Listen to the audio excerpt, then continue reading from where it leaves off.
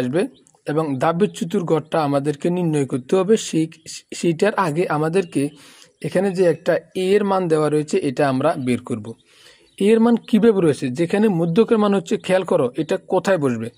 এখানে না আমরা 21তম পদ পেলাম একটু আগে, যে 21তম পদ যেখানে এটার মান কিন্তু সেখানে হবে।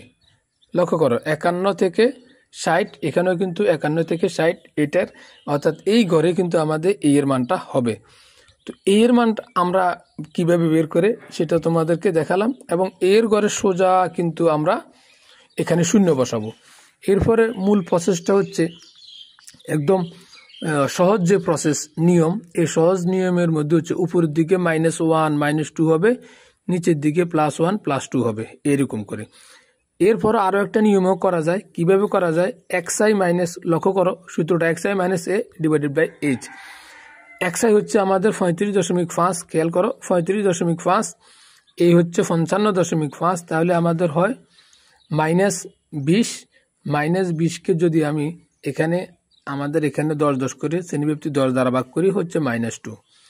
আবার এখানে 45.5 - 55.5, তাহলে হবে -10। -10কে আমি যদি কোনো 10 দ্বারা ভাগ করি তাহলে হবে -1। এভাবে করে আমাদের সংখ্যাগুলো চলতে থাকবে এবং 55.5 থেকে 55.5 বাদ যাবে, হবে 0, 10 দ্বারা ভাগ করলে হবে 0। এখানে লক্ষ্য করো 65.5 - 55.5 হবে 10, 10কে 10 দ্বারা ভাগ করলে হবে 1। 65.5 - 55.5 20, 20কে 10 দ্বারা ভাগ করলে হবে 2। এখন আমরা কিন্তু ধাপ বিচ্যুতির গড়টাও কিন্তু আমরা বানিয়ে ফেলেছি।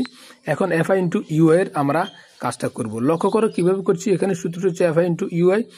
fi কোনটা এটা আর ui কোনটা এটা, এই দুটো করে আমাদেরকে গুণ করতে হবে, অর্থাৎ 5 × 10 +- - 7 × 1 = 7 +- - 9 × 0 = 0 এবং 14 × 1 = 14 এবং 7 × 2 = 14। এখন এখানে মাইনাসের গুলো খেয়াল করো, 10 এবং -10 এবং -7, এই দুইটা সংখ্যা যোগ করলে হবে -17। অপরদিকে এখানে প্লাসে এখানে আমাদের হবে এই যে এই দুটো সংখ্যা -10 -7 হবে -17। অপরদিকে এই দুটো সংখ্যা 14 14 হচ্ছে 28, এখানে হচ্ছে আমাদের এখানে হবে প্লাস আমাদের 28। তো 28 থেকে আমরা -17টা বাদ দেব, তাহলে আমাদের এখানে থেকে 8 থেকে 7 গেলে 1, 2 থেকে 1 গেলে 1, এখানে হচ্ছে 11। সেই 11টা হচ্ছে যোগের 11, কারণ এখানে বড় সংখ্যার আগে যোগ রয়েছে। তাহলে এখানে আমাদের +11 এটা হবে সামেশন fi × ui। সামেশন মানে হচ্ছে যোগফল, fi × ui